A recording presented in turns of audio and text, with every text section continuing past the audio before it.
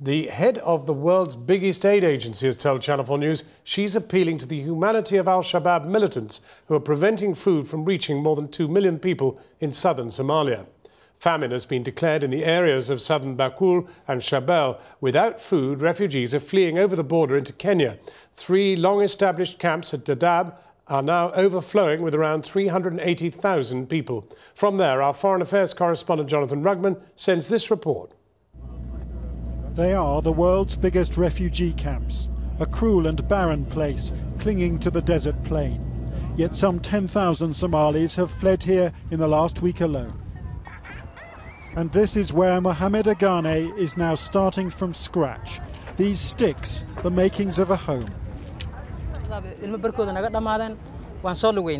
walked into the bush and some of my children died on the way, and we sneaked into the border. How many of your children died? 4 children died on the way. 4 dead children.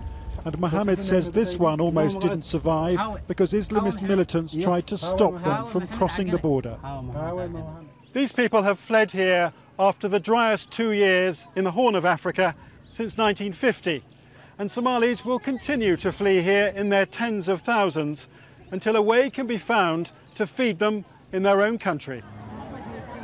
This camp is 50 long miles inside Kenya. In its reception centre, we found Fatuma Ali, who says her family only survived the journey by eating leaves. Her children are trying on second-hand shoes after walking barefoot for more than a fortnight. All Somalis have to register, though the backlog now stands at 27,000. Aid workers here are coping, but only just. We are giving them whistle. And because this food isn't inside Somalia, the UN fears tens of thousands more children will die. 2.2 million people are beyond the World Food Programme's reach. The militants have banned the world's biggest aid agency, and talks on unbanning them seem to be going nowhere. If you had the chance to talk to the people who are in charge in southern Somalia, what would you say to them? My plea is just simply the same plea we make in all over the world, including in the most difficult environments, which is the children should not be the ones to suffer. Let's move ahead and let's work together as best we can to reach them. Till then, these houses could provide shelter for 60,000 refugees if Kenyan troops had not padlocked them shut. Aid agencies are furious, but the Kenyans worry the Somalis will never leave. What's more, many Kenyans do not live as comfortably as this.